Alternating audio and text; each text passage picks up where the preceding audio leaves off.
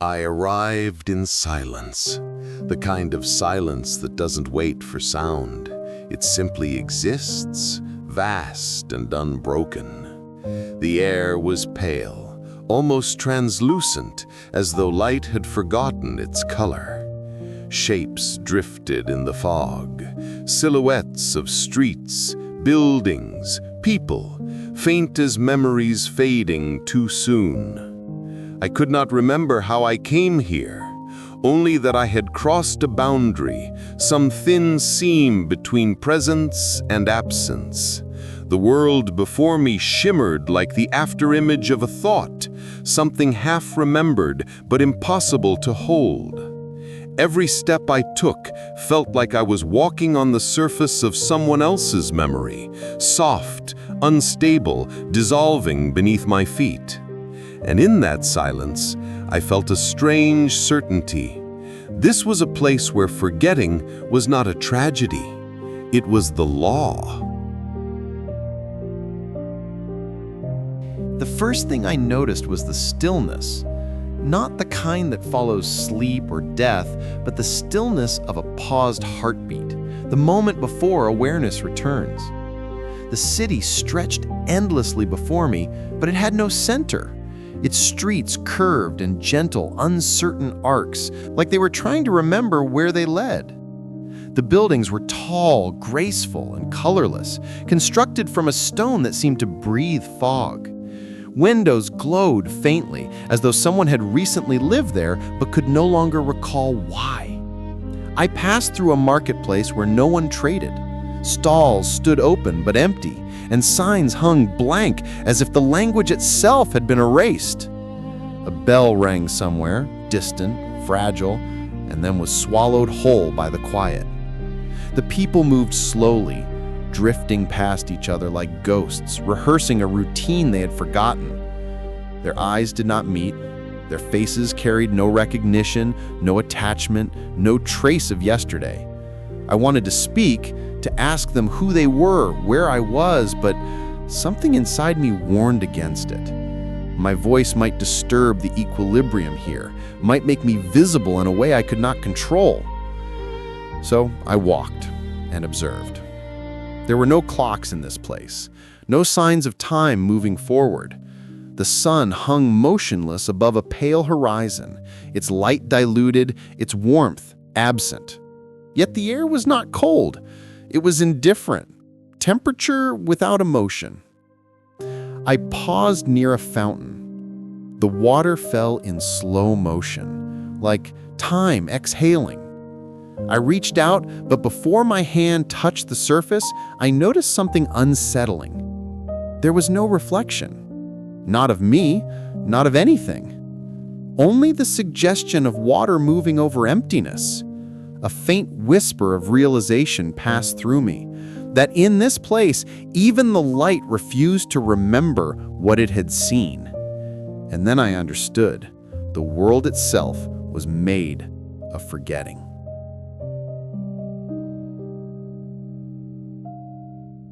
Days, or something like days, began to pass. Though the word day felt meaningless here, I used it to orient myself within this endless present. I began to follow the inhabitants, studying their rhythms. Every encounter was brief, a flicker of existence that dissolved the moment I turned away.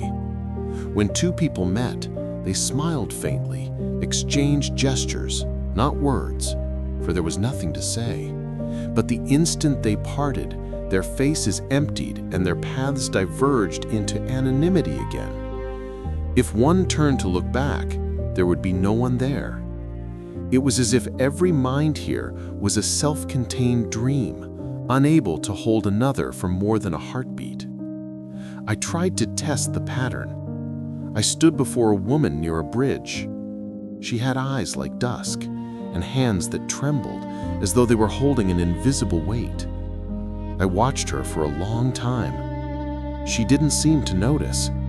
Then, for an instant, she met my gaze.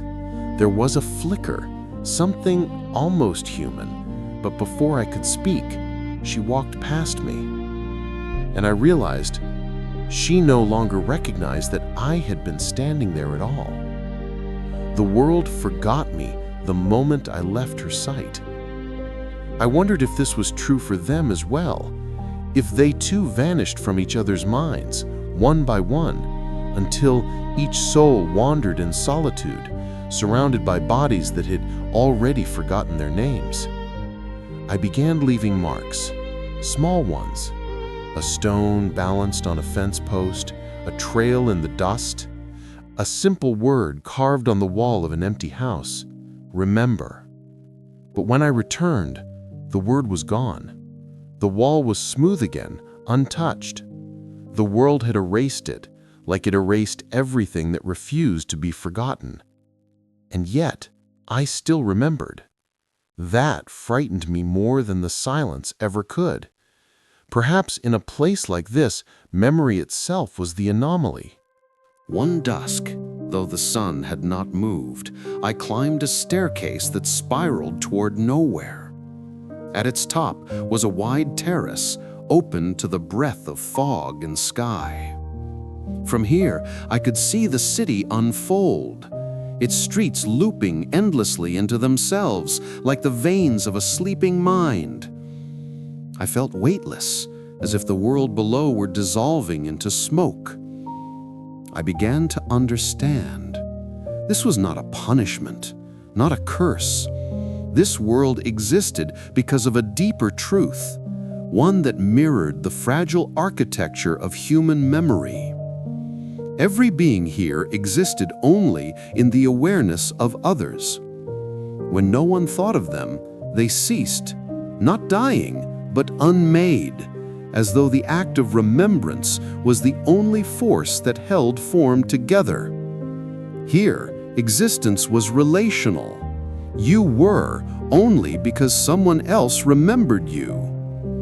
It was a reflection of something I had always known but never faced, that in every world, even the one I had come from, our lives are threads in the fabric of other minds. When those threads are cut, when no one recalls your voice, your scent, your shape, you fade, not from life, but from reality itself. I thought of the world I left behind, the one filled with noise, connection, and names. How fragile all of it suddenly seemed. How close it was to this one. And then a quieter thought. Perhaps this world was not separate at all. Perhaps it was the echo of the old one, the residue of forgotten souls, lingering just beyond the edge of memory.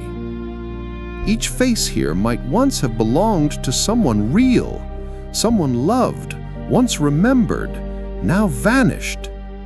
I walked along the terrace rail, touching the stone. It felt like skin gone cold. Below me, the city shimmered faintly, as though it could hear my thoughts. I whispered into the fog, "If no one remembers you, do you still exist?" The wind didn't answer, but the silence grew deeper, and I realized that silence was the only thing this world never forgot.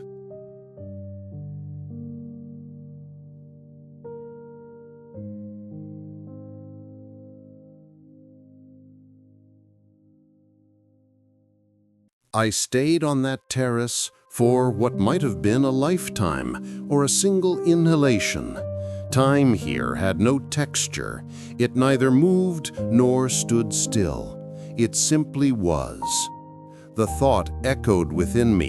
Existence is not about being seen, but about being remembered. I remembered moments from other worlds, people whose names had once mattered to me. Their laughter, their warmth, the strange way the air changed when they entered a room. Yet even now, their faces blurred, edges dissolving. Had they already faded from the universe? Or had I simply stopped holding them? In this world, forgetting was not cruel, it was natural. Memory was the light, forgetting was the gravity. Together, they kept everything in orbit. I wondered how long I would last here before I too dissolved into the fog. I sat beside the fountain once more, watching its motionless water. I imagined every ripple as a life, expanding and vanishing without trace. If all that remains of a life is the moment someone remembers it, then perhaps memory is not just recollection, it is creation itself. I felt a strange gratitude then for every person who had once remembered me, even for a second, for every heartbeat that had ever synchronized with mine. And yet, an ache, a realization that if I ever left this place, it would forget me too. The thought was not unbearable, it was almost serene. Because maybe the point was never to be remembered forever. Maybe it was enough to have existed, even briefly, in someone's thought, like a breath caught between worlds. Still, I couldn't help but wonder, if memory sustains being, could I sustain this world, even for a little while, by remembering it back? I began an experiment, not of science, but of presence. Each morning, if morning it was, I would choose one thing to remember. A door, a bird carved into stone, a person's silhouette turning at a corner. I would close my eyes and hold it in my mind, fiercely, gently, completely. And something subtle began to happen. The next time I passed those places, they seemed less hollow. The air shimmered faintly, edges more defined. The fog hesitated before swallowing their shape. It was as if, through the act of remembrance, I had pulled them back, if only slightly, from the tide of oblivion.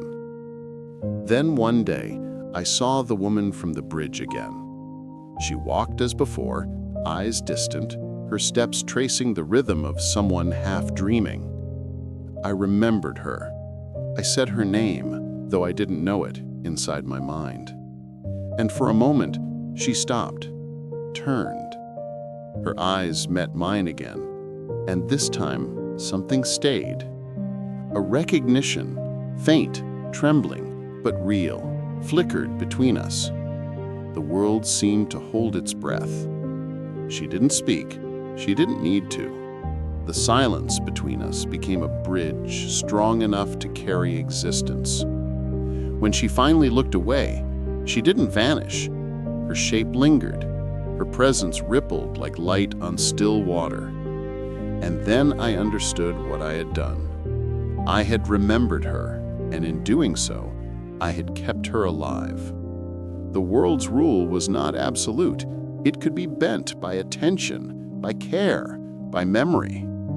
We make reality by the act of holding it. So I began to remember everything, the way the mist curled around corners, the echo of distant bells, the pulse of footsteps, every faint flickering sign of life. The city began to awaken, not in noise, but in clarity. Its structures regained their edges, its light deepened, its air warmed. It did not thank me, it did not notice, but I could feel it breathing again. And for the first time since arriving, I felt something close to peace. When it was time to leave, though I could not say how I knew, the fog parted like a curtain of sleep. The path stretched ahead, pale and infinite. Behind me, the city shimmered, half real, half forgotten. I turned once more to look. Already it was fading. The streets folding into themselves, the buildings melting into the horizon. Even the woman at the bridge, her shape dissolving, her memory slipping from my grasp. I wanted to hold her one last time in my thoughts, but I knew that clinging would only bind me here. So I let go.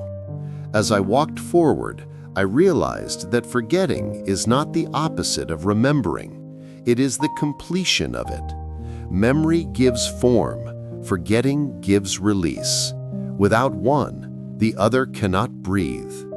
I carried with me no souvenirs, no names, no traces, only the feeling of having existed in a place that itself was made of memory. And as I stepped beyond the veil of fog, I felt the world exhale, a soft sigh, as though it were grateful to have been seen.